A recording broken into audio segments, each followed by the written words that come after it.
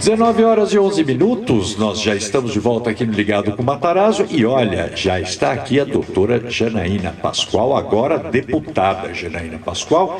Então a doutora Janaína Pascoal é jurista e agora política, filiada ao Partido Social Liberal e eleita deputada estadual aqui em São Paulo, com o maior número de votos da história do país. É advogada e professora da Universidade de São Paulo. Doutora Janaína obteve o grau de doutora em Direito Penal pela Universidade de São Paulo, também pela São Francisco.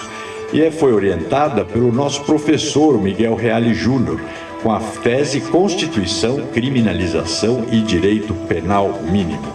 Ela atua na linha de pesquisa do direito penal econômico. Agora, o que a doutora Janaína ficou mais conhecida foi porque ela foi quem tratou e batalhou pelo impeachment da ex-presidente Dilma Rousseff. Né? Aquilo que muita gente fica falando de golpe, golpe, golpe, golpe nada, imagina. Inclusive 3 juristas, a doutora Janaína, o Miguel Reale e o doutor Bicudo, que era do PT, inclusive, que fizeram essa peça, e a Janaína foi uma das expoentes aí nesse assunto, com um espírito combativo e aguerrido, né? Até por ser a deputada mais votada, está disputando a presidência da Assembleia Legislativa. Então, boa noite, doutora Janaína. Boa noite, agradeço imensamente o convite, fazer esse programa aqui em família, né? Muito bonito. Pois é, ele esqueceu de dar boa noite, mas é assim, sabe, doutora? Hoje a doutora Janaína ocupou aqui o espaço. Quando tem mulher inteligente no pedaço, ele não vai perder tempo com a irmã que ele conhece desde que nasceu, duas, né? São duas. Queria agradecer esse convite tão carinhoso, uma honra poder estar aqui conversando com vocês, com os ouvintes também. Você chegou agora a bordo de 2 milhões e alguns votos. Sim. Né? Isso é uma coisa impressionante. Para quem eu já disputei eleição, sei o que é difícil. Fui o vereador mais votado aqui de São Paulo, o segundo, mas o primeiro foi, na época foi o triplo. E tive 120 mil votos, já foi dificílimo. Não, Tudo bem que era só mesmo. na cidade, mas 2 milhões de votos é uma coisa quase incalculável, né? Bom, e você está chegando, quais são suas pautas? Ou o que você, quer dizer, o que te motivou a participar? E qual a linha que você vai dar no seu mandato, no interesse das pessoas aqui do estado de São Paulo? Eu tenho muita preocupação com a área de educação, muita preocupação, a questão da segurança pública, sobretudo nesse aspecto da prevenção, que eu acho que tem muita coisa a ser feita que muitas vezes não é feita. Conforme eu ia fazendo a campanha na rua, eu fiquei chocada, porque os pleitos são sempre na área de saúde. Então, muito embora... trágico, né? Não, mas assim, eu fui para a rua, porque eu fiz muita campanha na rua. Bom, aliás, você só fez campanha acreditando que as pessoas iam reclamar muito de segurança pública, que é o meu tema de estudo, né? E de educação. Só falavam na saúde, saúde. É onde mais pega, né? Então, eu estou assim com um desejo muito grande de colaborar nessa área. Tanto é importantíssimo, porque a cidade de São Paulo está com um problema gravíssimo de saúde, gravíssimo. Então, assim, tanto é que as pessoas falam, não, que comissão você quer participar? E quando eu indiquei, antes de decidir concorrer à presidência, porque aí muda tudo, né? Claro. Eu falei, quero participar da comissão de saúde. Ninguém entendeu. Eu falei assim, não, porque o povo me pediu, entendeu? Então, assim, eu vou me dedicar a essa área, porque é o que a população mais carece, né? Acho das coisas mais graves que vem acontecendo em São Paulo, na cidade de São Paulo principalmente, a questão da dificuldade do atendimento das pessoas com saúde. Agora, bom, essa é uma bandeira. Agora, segurança pública, certamente, você já teve uma passagem na Secretaria de Segurança Pública, no início dos anos 2000, acho que 2001, mais ou menos. Depois eu fiquei um tempo no Ministério da Justiça também. E depois desenvolvi na faculdade a disciplina Segurança Pública e Direitos Fundamentais, que é uma outra seara em que tem muita briga entre esquerda e direita, né? Porque a esquerda acha que tem que abrir a prisão e soltar todo mundo. Gente, não aguento mais essa E briga. muitas vezes a direita não consegue compreender que você tem que reconhecer os direitos fundamentais daquelas pessoas presas, tal. Então, assim, os direitos fundamentais são de todos nós. E ocorrem particularizações, né? Então, assim, é uma matéria que eu tenho me dedicado a ela. Eu fiquei muito feliz quando eu vi o ministro Sérgio Moro, assim que assumiu, falar na importância de valorizar e resgatar como fazer boas perícias, né? Trabalhar com esse banco de perfis genéticos também. Inclusive para poder esclarecer mais os Sim, crimes, sim, né? porque na minha campanha eu fiz até um videozinho de como a gente aplicar, desenvolver, porque já tem lei para isso, né? Basta só efetivar o perfil, o banco de perfis genéticos, para você poder reconhecer os autores de crime. Agora, Janaína, falando em Sérgio Moro, a gente acabou de sair aí o pacote anticrime. Eu imagino que todo advogado deve ter uma ideia muito clara, né, de como eu faria o meu pacote anticrime. O que você achou desse pacote? Eu como entendo é que você viu isso? É um pacote feito por uma pessoa que conhece. Não conhece só direito, conhece a dinâmica da coisa. Que é Porque importantíssimo, é isso que é uma coisa interessante. Na Se prática. nós pegarmos todos os outros projetos que foram feitos aí no passado recente, em regra, eram projetos que elevavam penas. Aumentava as penas significativamente. Então a academia sempre dizia, não, isso aí é um projeto simbólico, é só para inglês ver e não vai dar em nada, porque aumentar a pena não adianta. E ficava aquele embate. Ele, se reparar bem, né, inciso ali, artigo por artigo, ele não aumenta a pena. Ele trabalha com a parte da execução da pena, com alguns gargalos que a gente chama na parte dos recursos. Então ele trouxe ali algumas saídas para agilizar o processo e para fazer com que a pena aplicada seja efetivamente cumprida. Quer dizer, Porque- ele cercou. Que a gente não Ele vê. deu uma cercada. Sim. Então, assim, foi na minha concepção, lógico que passa pelo Congresso, as pessoas vão debater, isso é natural da democracia. Mas foi uma proposta inteligente, porque ela veio com soluções práticas, fáceis, né? Para o problema que a gente tem. Quer dizer, você tem uma sentença de 12 anos e a pessoa cumpre menos do que 2, entendeu? Então, com a minha turma, a gente comparou a legislação aqui da América Latina toda e percebeu que a legislação não é tão discrepante, mas o tanto de pena executado, sim. Uma sentença de 12 anos aqui é uma coisa, na Colômbia é outra, né? Agora, Janaína, os deputados, será que eles têm ideia dos estaduais aqui?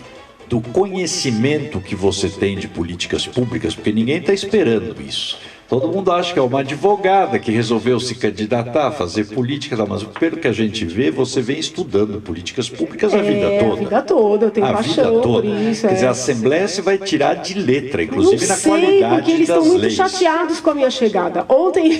Por quê? Ontem foram discursos lá no plenário muito agressivos, assim... Mas com relação a você? Sim! Por quê?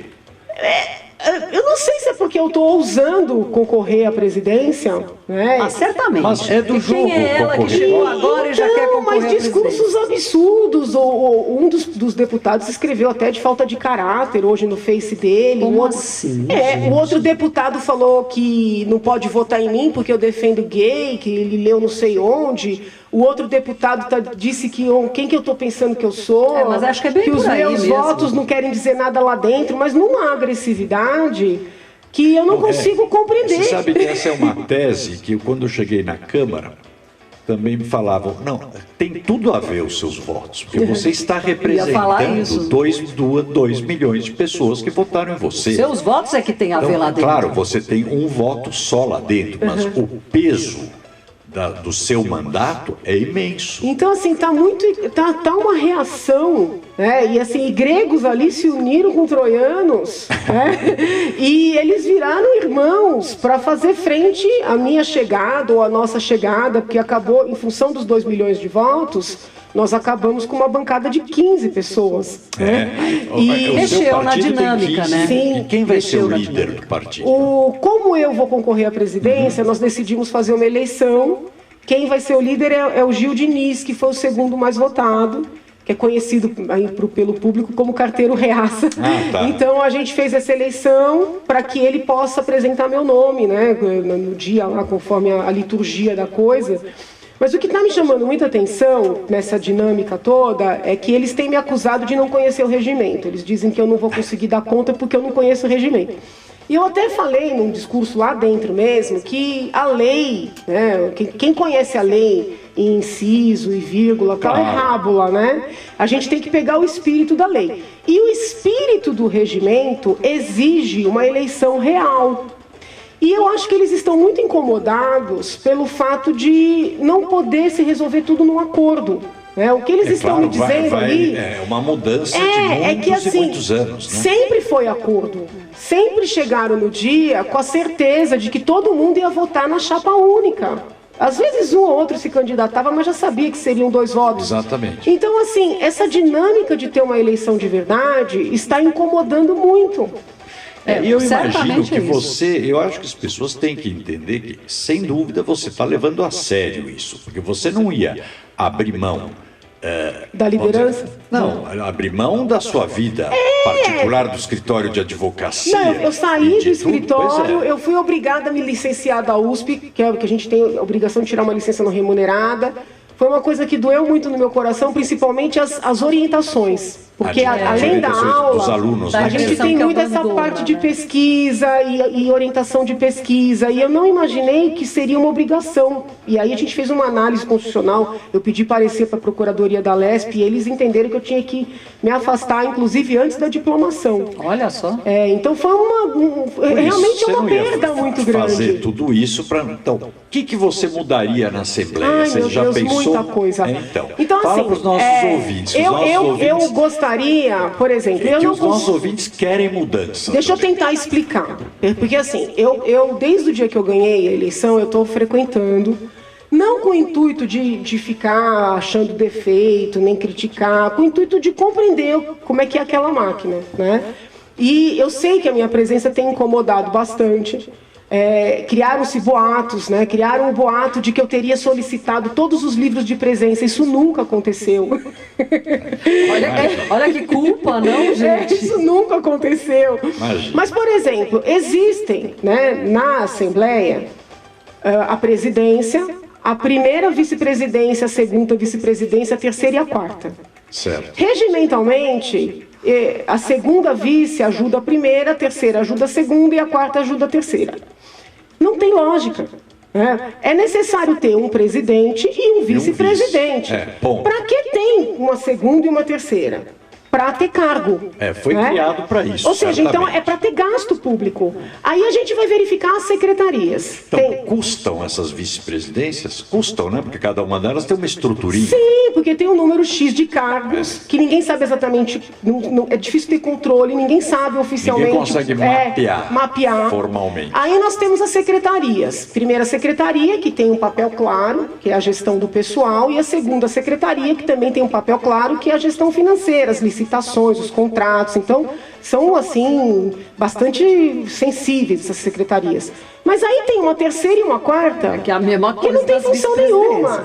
Então, assim, eu acho que a gente tinha que fazer lá uma modificação no regimento para cortar isso tudo aí. Porque ao cortar a segunda, terceira vice, quarta vice, terceira secretaria, quarta, você já aniquila um monte de cargo. Que não tem razão de gasto, ser. gente. Não Gasto é público, é gasto. Acho que precisa ter uma emenda também, aí é constitucional, não é no regimento, para que a posse dos deputados ocorra em 1º de fevereiro. Bom, isso é urgente, né? Sabe, como é na maior parte das assembleias, como é no âmbito federal. Porque o que acontece? Um deputado estadual é eleito deputado federal, ele sobe. Aí tem que entrar um suplente que nomeia 32 assessores. Por um mês. Por um mês. Então, olha o gasto público que isso enseja. E, Janaína, você sabe que uma das coisas que eu vi, por exemplo, na Câmara dos Vereadores, que o que tem de muito bom e que com esses cortes podia se reforçar é justamente o pessoal técnico que faz a parte legislativa. Sim. Isso realmente tem gente que conhece muito lá e que poderiam ser muito mais bem aproveitados. Claro, com certeza. E eu acho que é necessário também prestigiar um corpo técnico. Porque o que aconteceu? Houve ali em algum momento uma alteração. Então os cargos são meio generalizados, né? Assessor alguma coisa. Você não tem uma especificidade.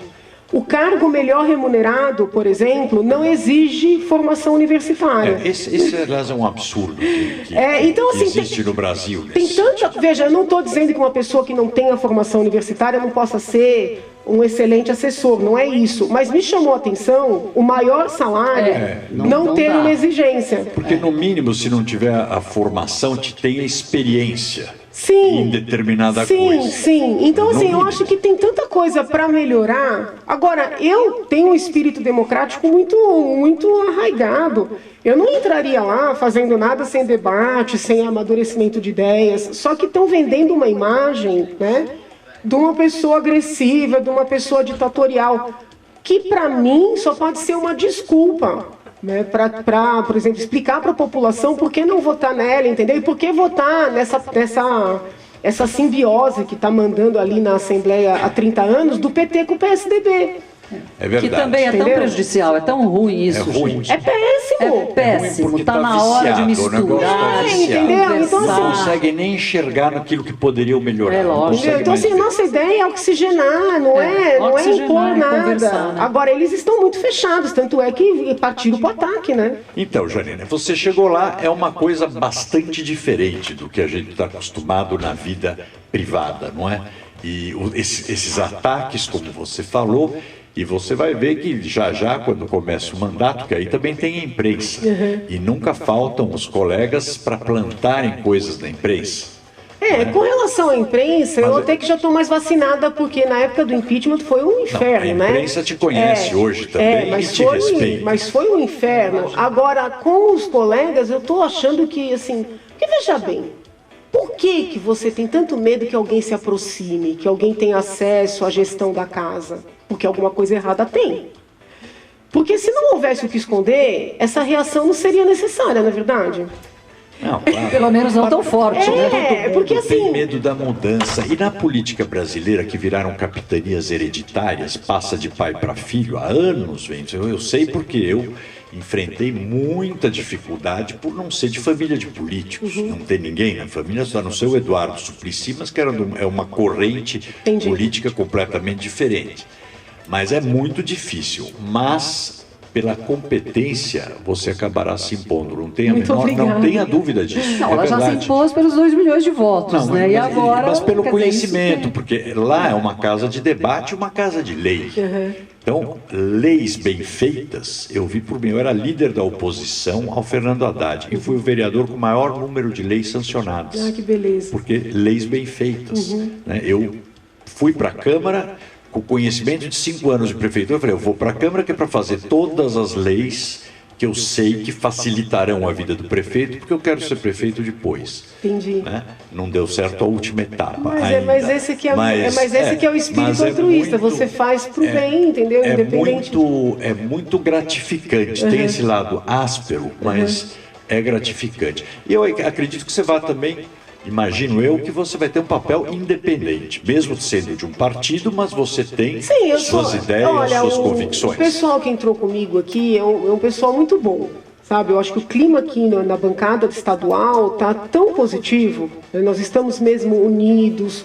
Eles abraçaram a candidatura à presidência, eu não impus essa candidatura, foi algo que foi sendo construído. Ah, que bom. Não foi imposto. Tem o que era... capitão, eu acho, Castelo Branco. Ele é ótimo. Ele é ótimo. Tem uma escola ótima aqui na Bela Vista. Ele vai se candidatar à segunda secretaria. Ele é porque muito nós bom. Decidimos o seguinte, que pelo jeito nenhum partido vai querer nos apoiar. A gente já tem conversado e eles não querem, é uma coisa, não, já dei a palavra para o Cauê, porque existe muito uma imposição. Olha, se você não votar, não vai ter lugar em comissão, é uma coisa horrorosa. Que horror, gente. Então assim, o que a gente decidiu fazer? Eles mudaram o regimento em dezembro, para fazer meio que uma votação por aclamação. Para não ter o constrangimento de levantar e dizer, eu estou votando no PT, estou votando no DEM e tal. Que é uma bobagem isso. Aí nós decidimos lançar candidato para todos os cargos, porque aí cada deputado vai ter que levantar e dizer, né? E eu quero ver explicar, por exemplo, não votar no Castelo Branco, entendeu? Não votar no Meca, que vai ser o nosso candidato à primeira secretaria. Então, assim, ao menos um constrangimento a gente vai criar. E eles estão incomodados, porque eles querem fazer tudo do jeito que eles querem e não querem ser contestados. Mas, Quando é isso, Janaína? Dia 15 de março. Ah, meu Deus, 15 de eu tô março, começando a ficar primeiro dia do nervosa. mandato, né? É. Primeiro da- dia. Já primeiro começa dia. assim, Já gente. começa assim. Mas, Janaína, você está otimista? Eu sou uma pessoa otimista, porém realista. Eu não sou uma pessoa iludida. Não, Entendeu? isso- Eu isso- senti que a coisa vai ser difícil, né? Agora, o otimismo é da minha natureza, entendeu? Eu tenho essa firmeza de E a propósitos. persistência também. Eu acredito que o bem vai vencer o mal, essa coisa meio... Não, mas temos que acreditar. Sabe? Eu tenho uma fé em Deus muito grande, então eu acredito que Ele vai me colocar nos lugares que Ele entende que eu sou importante estar, que é importante que eu esteja. Então, assim, eu tenho essa fé que me move, né? Agora, tenho o pé no chão, a coisa não vai ser fácil. Não vai ser fácil. E é muito importante, quer dizer, também voltar ao papel da Assembleia Legislativa, como eu dizia na Câmara dos Vereadores, que o Legislativo tem um papel de fiscalizar o Executivo, e não é para ser o referendador de tudo que vem do Executivo. Ao contrário, tem que fiscalizar permanentemente. Não, e olha, eu vou lhe dizer, eu penso assim, um governador inteligente quereria ter uma Janaína na presidência da Assembleia. claro. Porque se realmente o governador acredita na necessidade de enxugar a máquina, quem enxugaria seria eu. Com certeza. Se realmente o governador quer poder debater ideias para o Estado e não ficar refém, né, de qualquer tipo de exigência e coisa e tal, eu seria a melhor pessoa. Então eu fico às vezes em dúvida se realmente quer enxugar, né, se realmente era anti-PT, porque agora estão ligados com o PT ali para poder ficar dominando a Assembleia. Entendeu? Coisa. Bom, doutora Janaína Pascoal, são 19 horas e 59 minutos, o nosso Já tempo, acabou, não infelizmente, acredito. Ai, que pena. Ai, mas terminando. olha, e nem falamos com os ouvintes. Ela vai ter que voltar pra gente conversar com os ouvintes, porque eu acho Então, que eu ela tem queria muita dizer para ela, coisa. você tem os microfones aqui abertos Muito durante o seu obrigada, mandato. uma honra. A Rádio Capital ela é líder de audiência aqui em São Paulo. Fala com a cidade inteira, principalmente a parte mais da periferia de São Paulo. É uma rádio popular, com grande participação dos ouvintes. Se a gente conseguir mudar 20% do que a gente gostaria, já é um grande sucesso, porque país, estado, a gente muda com gerações. É verdade. Você não consegue mudar tudo uma vez só. Muito obrigado. Que bom, agradeço. Parabéns. Fica à vontade para dar sua mensagem para os nossos ouvintes. Ai, o que eu posso dizer para os ouvintes? Eu peço as orações. Eu peço as orações, eu sempre digo que a gente tem que orar pelos nossos governantes, sejam aqueles que a gente escolheu ou os que a gente não escolheu, pedir para que eles sejam iluminados, esclarecidos, bem orientados, entendeu? E acho que está difícil, o país está com um monte de problema, mas tem que manter a fé. A gente conseguiu muitas vitórias num curto espaço de tempo. É verdade, né? não pode jogar Eu fora acho que isso. o país está sendo um exemplo para o mundo, porque nós fizemos revoluções sem armas e sem sangue. E a gente quer continuar revolucionando pela lei, né? Então eu conto aí com a torcida da população, o apoio e as orações. Beijo grande. Muito obrigado, Janaína Pascoal. Muito obrigado.